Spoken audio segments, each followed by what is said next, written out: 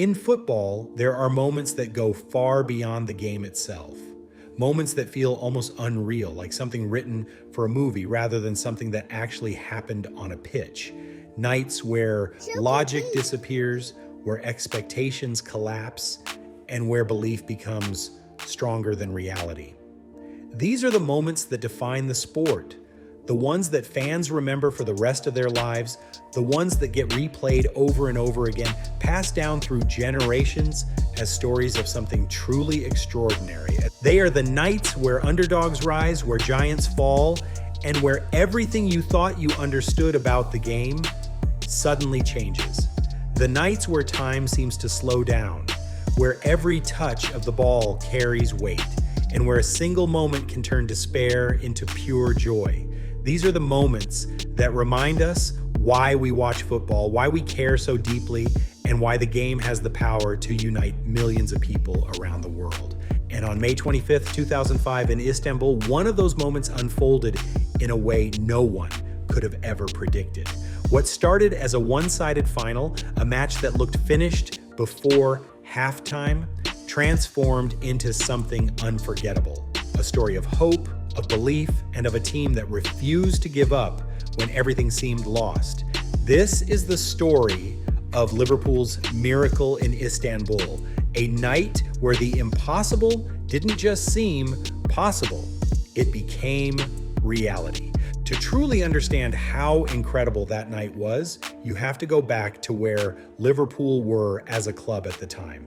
This wasn't the dominant Liverpool team we know today.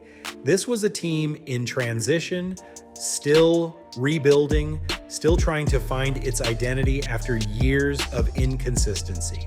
They had history, they had passion, and they had one of the most loyal fan bases in the world, but they were not considered favorites for Europe's biggest prize. In fact, many people didn't even expect them to make it past the earlier rounds of the Champions League. Under manager Rafael Benitez, Liverpool were organized, disciplined, and tactically intelligent. But they weren't seen as a team full of superstars. Benitez had arrived with a clear philosophy, one built on structure, balance, and control, rather than flair or individual brilliance.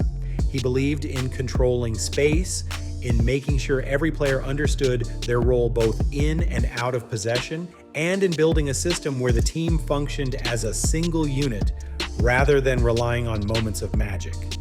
Training sessions were detailed and demanding. Every movement, every defensive shape, every transition was carefully planned. Players were expected to be aware not just of their own responsibilities, but of how they fit into the bigger picture. When Liverpool didn't have the ball, they worked relentlessly to stay compact, closing passing lanes and forcing opponents into difficult decisions. And when they did win it back, they were quick and direct, looking to take advantage of any weakness they could find. Liverpool were not flashy, and they didn't always dominate games in the traditional sense. They didn't rely on overwhelming possession or constant attacking pressure. Instead, they were patient.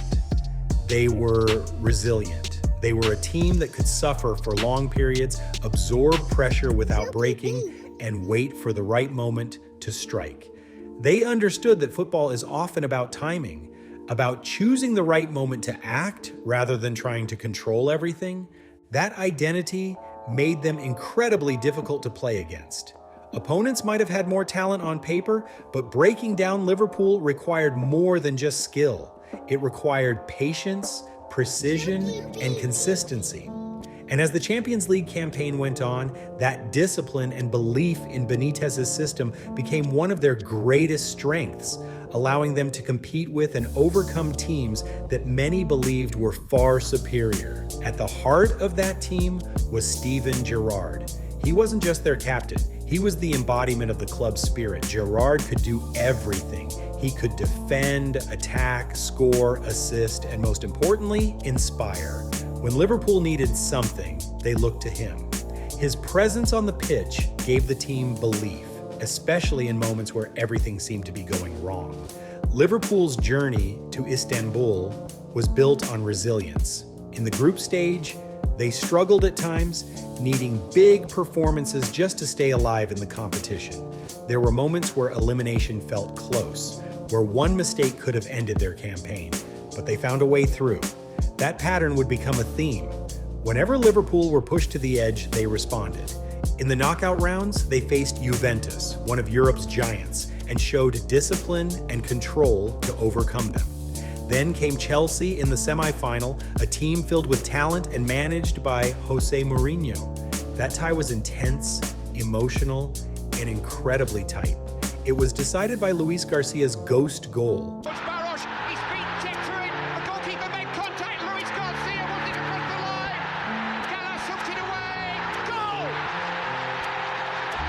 A moment that still sparks debate today.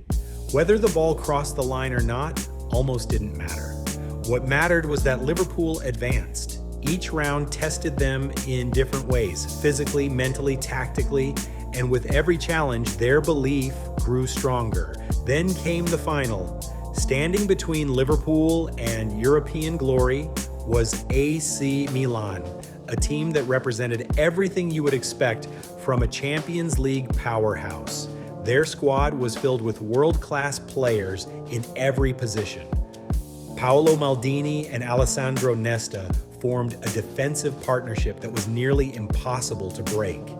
Andrea Pirlo controlled the tempo of the game with elegance and precision, while Gennaro Gattuso added aggression and intensity in midfield.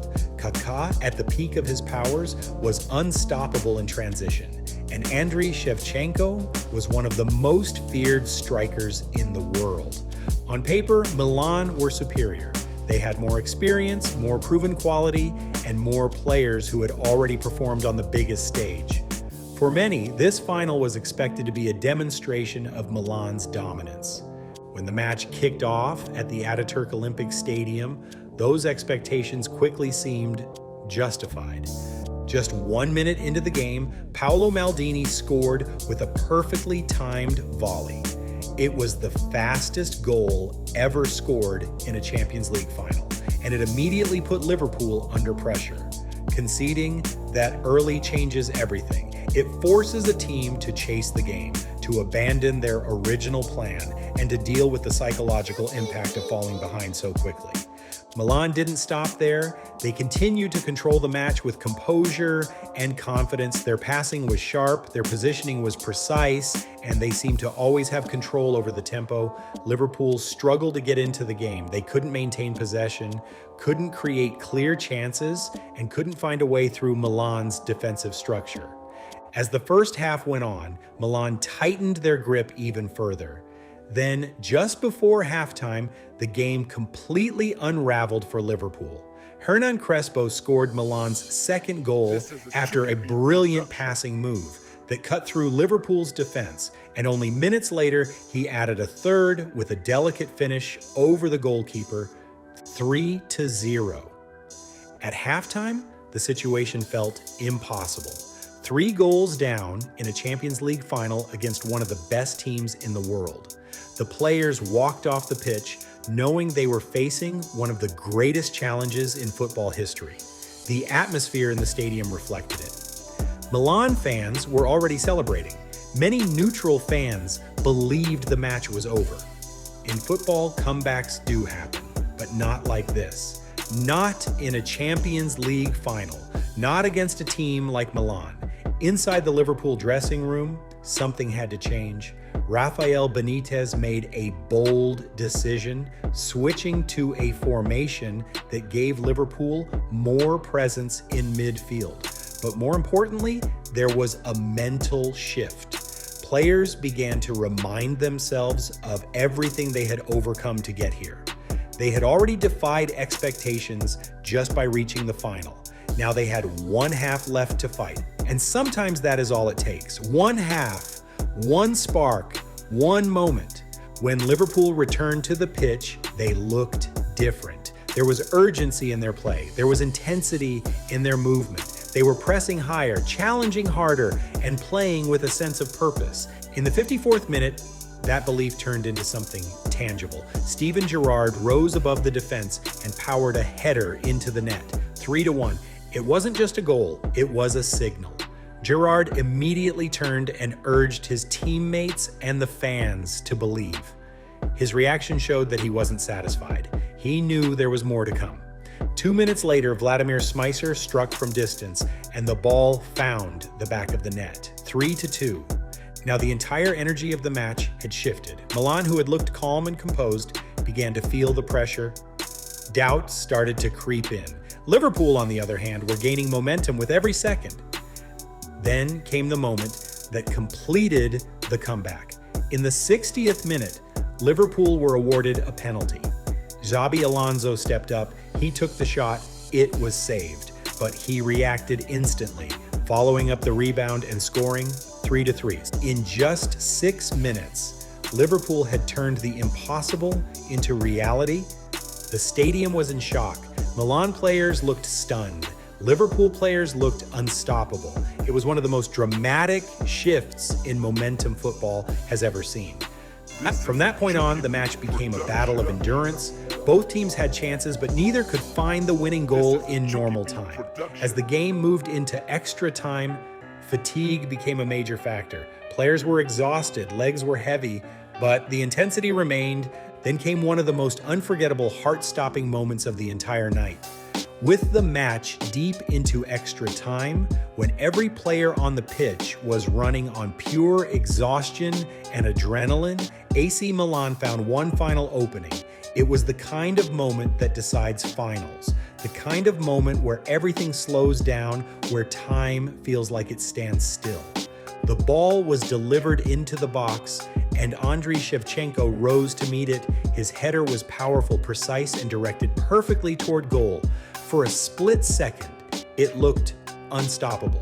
Jerzy Dudek reacted quickly, stretching himself and somehow getting a hand to it, pushing the ball away. But instead of going out of danger, the rebound fell straight back into the worst possible place for Liverpool. Right in front of Shevchenko again, just a few feet from goal. At that point, it felt inevitable. A striker of Shevchenko's quality from that distance, with the goalkeeper already scrambling, 9 times out of 10, that ends in the back of the net. The stadium almost began to react before the shot was even taken. Milan players were already anticipating the goal. Liverpool hearts seemed to stop. Shevchenko struck the rebound quickly, aiming to finish what he had started. It should have been the winning goal. It should have been the end of the story. But somehow, in a moment that still defies explanation, Dudek reacted again. With pure instinct, throwing his body across the goal, he managed to block the second attempt. It wasn't just a save, it was survival. A desperate, almost impossible reaction that kept Liverpool alive when everything pointed toward defeat. For a second, there was silence, shock, disbelief. Even Shevchenko couldn't believe it. How had that not gone in? How had Dudek stopped not 1, but 2 point-blank attempts in the space of seconds? That double save became one of the defining images of the entire final. A moment that symbolized everything about that night: resilience, luck, determination, and something almost unexplainable. It felt like fate had stepped in, like something beyond logic was keeping Liverpool in the game. Because in that instant, it wasn't just a save, it was the difference between defeat and history. It was a moment that felt almost impossible, a moment that kept Liverpool alive. With the score still tied, the match went to penalties. Penalty shootouts are a test of nerve. The pressure is overwhelming. Every kick carries the weight of the entire match. For Liverpool, it was one final test of their belief. Jerzy Dudek once again became the hero. Using unusual movements on the line, he distracted Milan's players and made crucial saves. One by one, the penalties were taken. The tension built with every kick. Then came the final moment. Andriy Shevchenko stepped up. No second chances if Shevchenko misses. He saved it! The European Cup is returning to England! One of the best strikers in the world, a player who had delivered in countless big moments. He struck the ball, and Dudek saved it. Liverpool had done it, from 3-0 down at halftime, to champions of Europe. The players collapsed to the ground, the fans erupted, the impossible had happened. But the Miracle in Istanbul is about more than just a comeback. It is about belief. It is about resilience. It is about the idea that no matter how impossible something seems, there is always a chance if you keep fighting. It shows what can happen when a team refuses to accept defeat, even when everything is going against them. It's a reminder that momentum can change in an instant, and that one moment of courage can shift the course of history. It also proves that football is not just played with skill, but with heart, determination, and the will to never give up. And above all, it stands as a symbol that in the biggest moments, belief can be stronger than any obstacle in front of you. That night changed football. It reminded the world why the game is so special, because in football, anything can happen. And sometimes the impossible becomes reality. So the question is, will we ever witness something like this again? If you enjoyed this video, make sure to like, subscribe, and let me know in the comments where you rank Liverpool's comeback among the greatest moments in football history.